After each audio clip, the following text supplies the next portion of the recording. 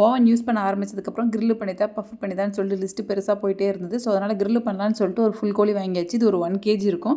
நாங்கள் ஃபஸ்ட்டு வந்து 2 லேயராக போட்டோம். ஃபஸ்ட் லேயருக்கு வந்து க்ரீன் சில்லி, இஞ்சி பூண்டு பேஸ்ட், உப்பு இது எல்லாத்தையும் சேர்த்து அரைச்சிட்டு கோழியில் வந்து கத்தி வச்சு சின்ன சின்ன கீரலாக போட்டோம். அப்போ தான் உள்ளெல்லாம் கொஞ்சம் இறங்கும், டேஸ்ட் இருக்கும். ஏன்னா ஃப்ளஷ் அதிகமாக இருக்கிறதுனால டேஸ்ட் இருக்காதுன்னு சொல்லிட்டு இந்த மாதிரி கீத்து போட்டு ஃபஸ்ட் லேயராக அந்த பேஸ்ட் எடுத்து அப்ளை பண்ணிட்டோம். அதுக்கப்புறம் கோழி ஒரு பக்கம் வச்சுட்டு நாங்கள் வந்து நெக்ஸ்ட் பேட்டருக்கு ரெடி பண்ண ஆரம்பிச்சிட்டோம். கொஞ்சம் ஆயில் ஆட் பண்ணிவிட்டு அதில் காஷ்மீரி மிளகாய் தூள் ஆட் பண்ணோம். நீங்கள் நார்மல் மிளகாய் தூள்னால் கம்மியாக ஆட் பண்ணிக்கோங்க. இஞ்சி பூண்டு பேஸ்ட் ஒரு டேபிள் ஸ்பூன் ஆட் பண்ணிவிட்டு அதுக்கப்புறம் கொஞ்சம் மஞ்சள் தூள் ஆட் பண்ணிக்கிறோம்.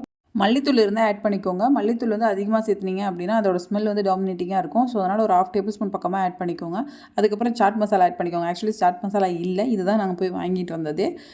நீங்கள் இருந்ததுன்னா ஆட் பண்ணிக்கோங்க. கண்டிப்பாக வேணுங்கிறதுல இருந்தால் இன்னும் கொஞ்சம் ஸ்மெல் அந்த ஹோட்டல் ஸ்டைல் ஸ்மெல் வரதுக்காக தான் இது எல்லாமே. கஸ்தூரி மேத்தி நல்லா க்ரஷ் பண்ணி ஆட் பண்ணிக்கோங்க. நான் ஆல்ரெடி க்ரஷ் பண்ணி வச்சதுனால டேரெக்டாக எடுத்து அப்ளை மட்டும் பண்ணியிருக்கேன்.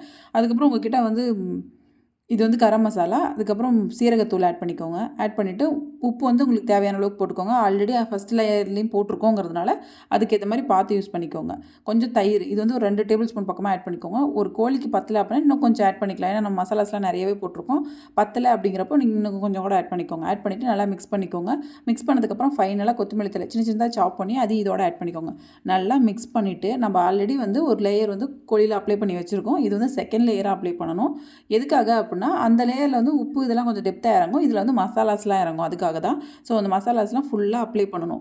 இதை அப்ளை பண்ணி முடிக்கிறதுக்குள்ளே கோழிக்கு கக்கா கழுவுற மாதிரி ஆகிடுச்சு. ஸோ இதை அப்ளை பண்ணி முடிச்சுட்டு நாங்கள் இப்படி கிளிங் ரேப் போட்டு ரேப் பண்ணி ஓவர் நைட் ஃப்ரிட்ஜில் வச்சுட்டோம். எடுத்து பார்க்கும்போது இந்த மாதிரி பபுள்ஸ்லாம் வந்துருந்தது. ஓப்பன் பண்ணி எடுத்துகிட்டு ஃபுல்லாக இதெல்லாம் நல்லா ஒரு மிக்ஸ் பண்ண ஆரம்பிச்சிட்டோம். எப்படி இருக்குது பாருங்கள். அப்படியே ஒரு மாதிரி ஹோட்டலில் பார்க்குற மாதிரி ரெட்டிஷாக இருக்குது. ஏன்னா எங்களுக்கு ஃபஸ்ட்டு ட்ரேயில் வைக்கலான்னு தான் இருந்தது. ட்ரேயில் வச்சா பாட்டம்லாம் எப்படி வேகும் அப்படிங்கிறது தெரியல. ஸோ அதனால் வந்து நாங்கள் அந்த க்ரில்லுக்கான கம்பி இருந்தது, அதை இந்த சைடு இன்சர்ட் பண்ணிட்டு எப்படி ஃபிக்ஸ் பண்ணணும்னு எனக்கு தெரியல. அப்புறம் கதை தான் சொன்னாங்க, சிக்கனில் வந்து அப்படி குத்தி தான் வைக்கணும், அப்போ தான் வந்துட்டு ஸ்டேபிளாக நிற்கும், இல்லைனா வந்து ரோல் ஆகிட்டே இருக்கும் அப்படின்னு சொல்லிட்டு சிக்கனில் பாருங்கள் இன்சைட் ஃப்ரண்ட்டும் சரி பேக்கும் சரி குத்தி தான் வச்சோம். அதுக்கப்புறம் வந்து நாங்கள் ஒரு டைம் வச்சு பார்த்தோம். அப்போ வந்து காலெல்லாம் இடிக்கிற மாதிரி இருந்தது. அதுக்கப்புறம் தான் எடுத்துகிட்டு த்ரெட்டு வச்சு கட்டினோம். கட்டினதுக்கப்புறமும் எங்களுக்கு ரெக்கா இடிக்கிற மாதிரி இருந்தது. மறுபடியும் எடுத்துகிட்டு மறுபடியும் கட்டி வச்சோம்.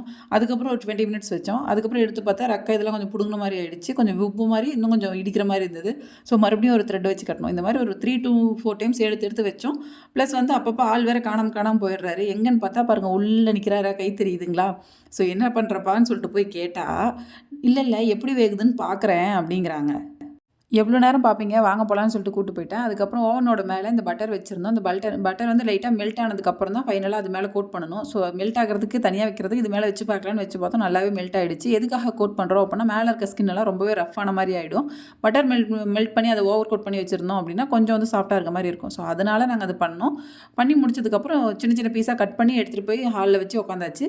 ஸோ டிவி பார்த்துக்கிட்டே ஸ்நாக்ஸுக்கு பதிலாக, ஃபுட்டுக்கு பதிலாக, எல்லாத்துக்கு பதிலாக இதே தான். இவ்வளோ கஷ்டப்பட்டு இதை செஞ்சதுக்கப்புறம் மறுபடியும் சாப்பாடு தனியாக வேறு செய்கிறாங்களா? ஸோ இதையே வச்சாச்சு. டின்னர், லஞ்ச், பிரேக்ஃபாஸ்ட் எல்லாமே இதுதான் எங்களுக்கு.